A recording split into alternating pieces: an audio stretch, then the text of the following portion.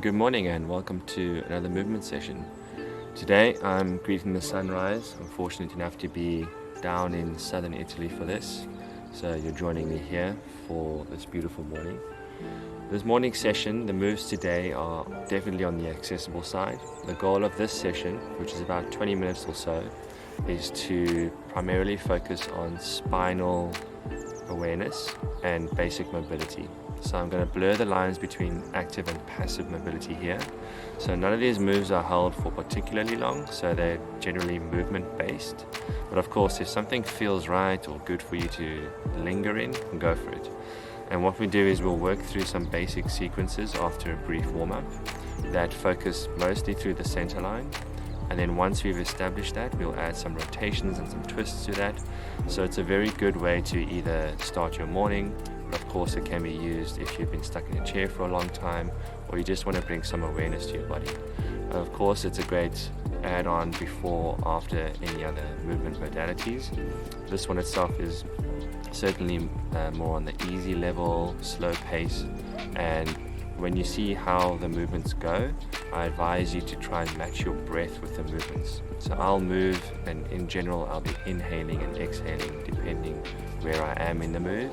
So I'm not going to be too explicit with that, but I do encourage that idea for you and see what works. And then every now and then I'll give some hints and some specific guidelines for how you should do that. But for the most part, feel free, follow along if you can. Enjoy it, and let's get in touch with more of our bodies and get in touch with more movement, and I'll see you there. Thank you for coming, and thank you for choosing to do some moves today. It's always a great idea to check in, so let's take a moment to get comfortable. You're welcome to do this seated or lying down if you need. All I'm doing here is doing a couple check-in motions with the shoulders, rolling through the spine, the neck. Following this, we're going to take a moment to bring more awareness to our breath.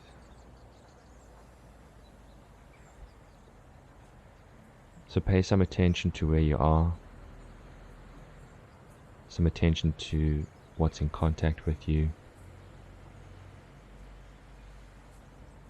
Extend through back of the spine.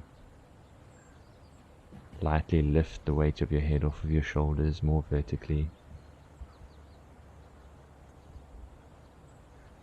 Try to do your breathing through your nose, in and out, but of course, if you need to change that, go as you need. Take one last good quality breath, and we'll get into some light moves. Let's get our hands and our wrists a bit more prepared for some contact. So bringing them towards chest level, palms touching, and just moving side to side a few times. Then we extend an arm in front and we open up our arms, our forearms, by taking our fingers and flexing them with the support of the other hand, a couple times each way. And we can't let the other side not have some attention, so flipping the hands with our palms on the back of the hands, just to encourage that stretch there. Nice and light. Roll it out a few times, bring a bit of blood flow and some joint synovial fluid towards the area. Next, we're going to shift onto a tabletop as a base position, and here we start checking in with our spine. So we're going to go through some bending and flexing, some extension and flexion. Start very slow and go piece by piece. We're going to round our backs and then move into the opposite and sort of extend our spines with our ribs towards the ground. So shoulders above the hands, hips above the knees. Just investigate this posture a few times, up and down, remembering to be a bit more conscious with your breathing here. I recommend to breathe out as you round your back like I am now, and to let the air come in as you extend your spine with the ribs open. Last one there. Good. Placing our hands a little bit closer to the knees, what we're going to do is just shift our body weight forward and backwards. This is primarily to get the wrists a bit more engaged, but bonus here is that we're stretching out the toes, the ankles, maybe the knees, forward and back a couple times. And to add to that extra stretch from the forearms, we're just going to turn the hands around. Be gentle with this one, it's a bit more of a muscular stretch. It's the same principle, lightly going forward and back, while the fingers are pointing towards the knees. This may feel a bit extreme for some people with particularly tight wrists, but don't worry, take your time with it. Shake out some of that tension.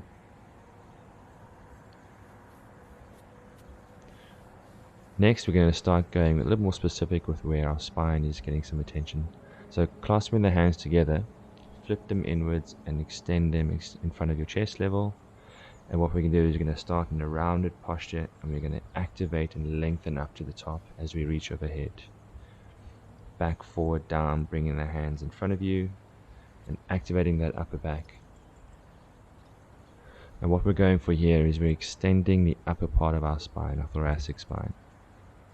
A lot of us in our seated positions can get this area quite tight and quite hunched over, so extending that every now and then is a great idea. Keeping the same sort of seated posture, we're going to clasp the hands down low behind us, and we're going to get one more or two couple bending and flexing of the spine, again focusing more on the thoracic area, sort of the area between the shoulder blades. Really exaggerate that chest, open the rib cage, extend that spine, and then round the other way. You can use the head also tipping back and forth as a guideline for that extreme range, but nothing too crazy with the neck. Shake out a bit of tension in the shoulders there.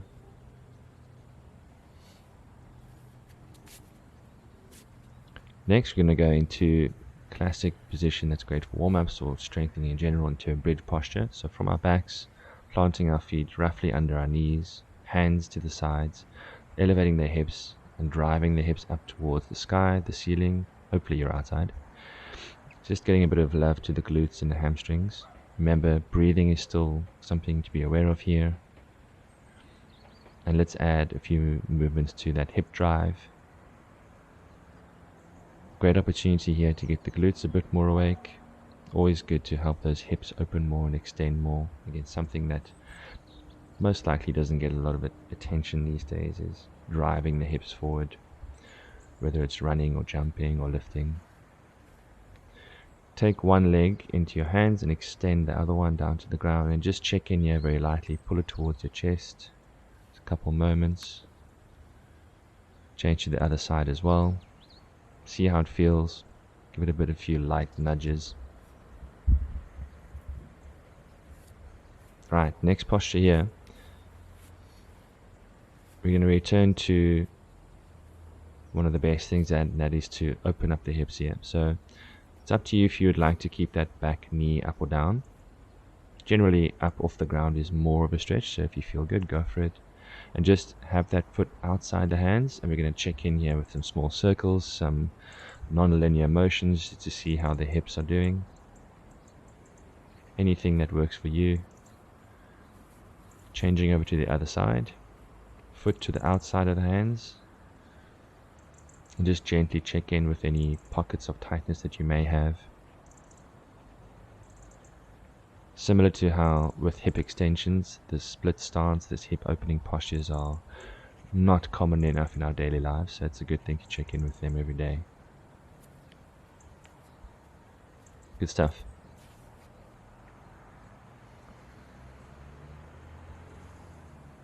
So now we're going to enter into a high plank posture, or the top of a push-up posture. Keep those arms nice and straight, hands directly under the shoulders. We're just going to get a bit more conscious muscle activation to our spine extensions. So I call these scapular push-ups or shoulder blade press-ups. And all we're doing here is, while keeping the elbows straight, we're shifting our spines up and down. There's no strict rule to how round you need to be or not. We're just gently pushing and activating through the shoulder blades. Drive those hips up and back as we get into the famous down dog type position. And what we're doing here is using this posture just to check in with the hamstrings, the backs of the legs, reminding ourselves to push through that upper back and shoulders, activating the spine a bit more. So shift your weight side to side, walk the heels out, pedal your feet as you need.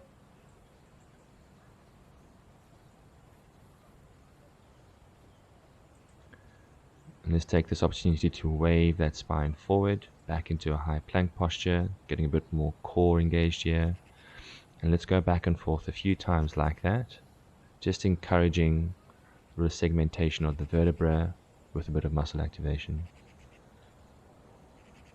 And you'll notice here we have a chance to engage our shoulder blades at the end range. So as we curl forward, our spine stay high relative to our shoulders. We consciously and on purpose roll down, and we activate through, finishing off one more time here and peeling ourselves onto the ground. Just make sure I don't flash you here and shift back into the mat.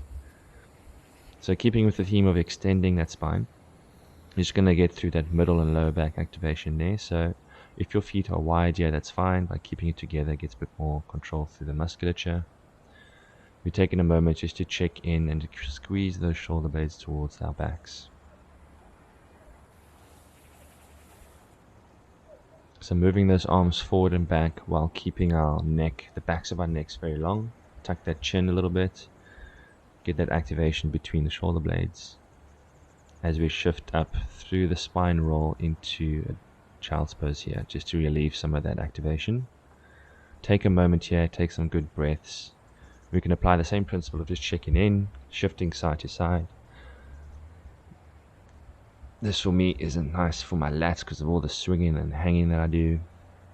So I love ending off any ground movement with an upper body extension like that. Right, so next one here, we return to our high plank. And we're going to combine a little bit of these moves. So we go down into a downward dog. We roll forward and we attach ourselves to the ground. Keeping that upper and middle back more active, glutes a bit more engaged, elbows squeezed. We place our hands, we shift through an upwards dog, back into that child's pose. So if you gathered it, or maybe you didn't, I kind of snuck us into our first little sequence here. So we're just adding these moves all together. So all the things we did so far, they have a piece of this puzzle. So don't forget shifting back and rolling forward to keep those shoulder blades a bit more engaged. Down to the floor, spine wave. Keep that spine active, squeeze the arms together towards the back, long neck. Placing the hands, extending up, pushing the floor away and driving our hips back into that child's pose. This is an awesome way to make friends with your spine. So now that we have that small sequence as a foundation, we're going to add a bit of rotation to it. So you're still going to do the shifting back, forward, back. Nice, simple. And let's take this chance to get a bit of spirals in there. So once we've got our down dog, we reach our right hand across towards our left leg, or vice versa. We reach our left arm across to our right leg. If you can't get to that leg, go anywhere in the direction of where your feet or your legs are. Then we transition down to the ground, peeling ourselves very segmentally onto the floor, activating that middle back. And here's our next opportunity for our twist. This can be called a scorpion. So what we're going for here is we're driving our legs over the top, over outside of our center line, while keeping that back active. And then the third phase of that spine wave, we shift back, and instead of planting in the middle, through that space we've created, our right arm goes through the gap and turns, or our left arm goes through the gap and turns. So don't worry if you missed it, that was an example. We're going to do a couple more. And then of course, actively shift your weight back into our down dog, where we'll start again with this sequence of a bit of rotations. So one side, nice and calmly to the other side. I hope you're still breathing. Shifting forward through our spine wave, actively placing ourselves to the ground control. Keep that chest up just for a bit more activation. Rolling over one side. I know with this one I get a kind of a bonus stretch to my pec area and my biceps, so I wonder if that's the same for you. Again, using that activation of the back to make one more spine wave into our child's pose, but with nice rotation. So that arm that's extended above us overhead, it can also help us get a bit of pressure through and make more space for our upper body rotations. Let's go through one more of those. So dig those toes, strong through the core, driving the hips back, Ensure your body feels a little bit more warm, a little more smooth. Keep going through this range. Really breathe into those postures. And although these are long positions, make sure you don't become too passive, so you're actively driving through the ground. Shifting your weight forward, tail tuck through the middle, through the upper back, peeling down. Keep that chest up, nice and strong through the glutes and the back. Scorpion tail to the sides.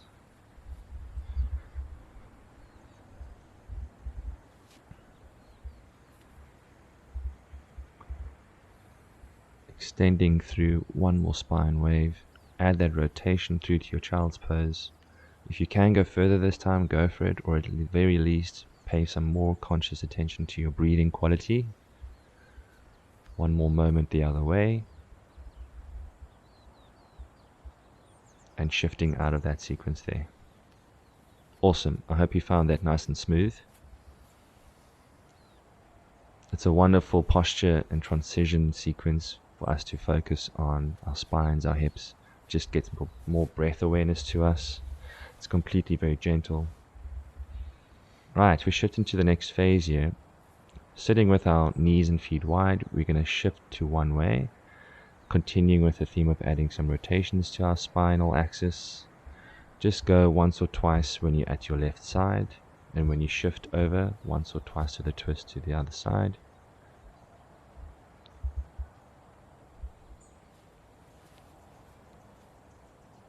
Take your time with this.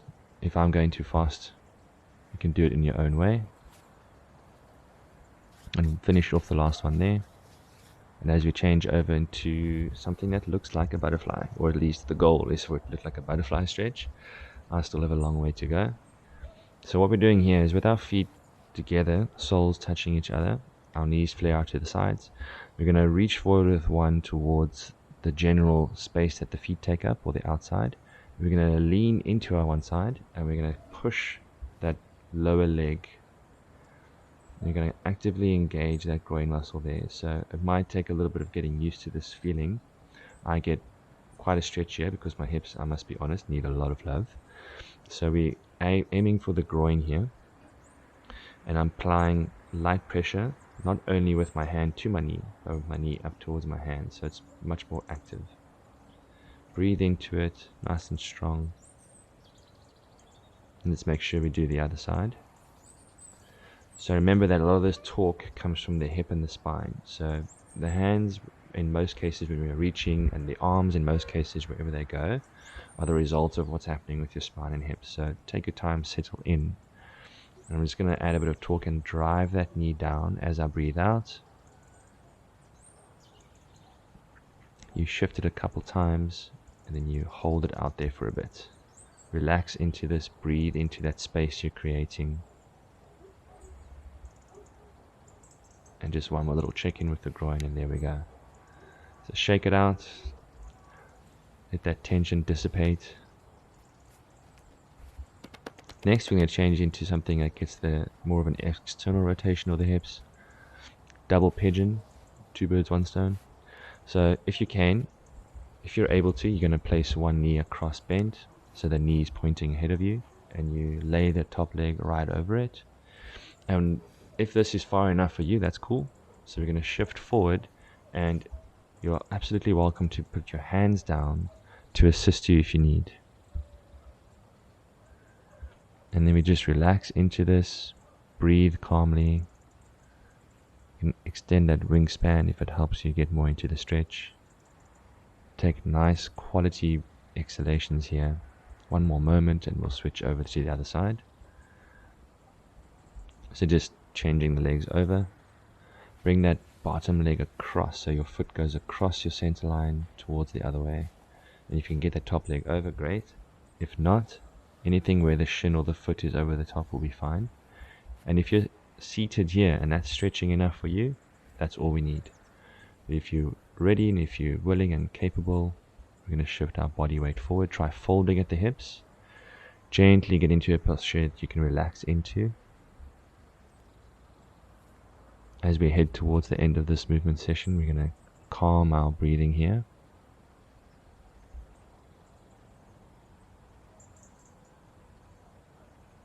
Just get our hips a bit more used to these postures. For the ladies too, but I know there's lots of guys out there where even this position is difficult to get into. So it's externally rotating and opening the groin or the hip area is very underrated. Alright, well done. Let's shift into the next one here. We're going to go into reverse tabletop. So I'm just showing you from the side, but we can go wherever you are. We're going to place our hands under shoulders, feet under the knees, and we're going to drive our hips towards the sky, the ceiling, just getting one more activation through our upper line. This is a great stretch for the front shoulders and the biceps as well. And you'll notice that I kind of sneak in little shifts every now and then. So even with more passive like stretching, you can get a bit more of a check in there. It's good to use the muscles overall to help us into postures. Last little moment there before we shift out. So gradually place yourself back. Check in, see how you feel, especially think of how it was at the beginning of the session with those few motions back, forward, and then adding rotations. All we've done now is given the body a little bit of a check-in and some love, built up a little bit of energy, much more on the light side today. So if you're using this as a transitional way of moving, you are welcome to skip cooling down now. And what I'm going through here is one more few rounds of quality control with the breathing. So take your time, bring some more attention to how does your spine feel? How do your hips feel? Are they different? Is something changed? Thank you again for coming to this session. I appreciate you going through this and choosing this as a way to help you progress. I'll see you guys very soon. Keep well, stay in motion.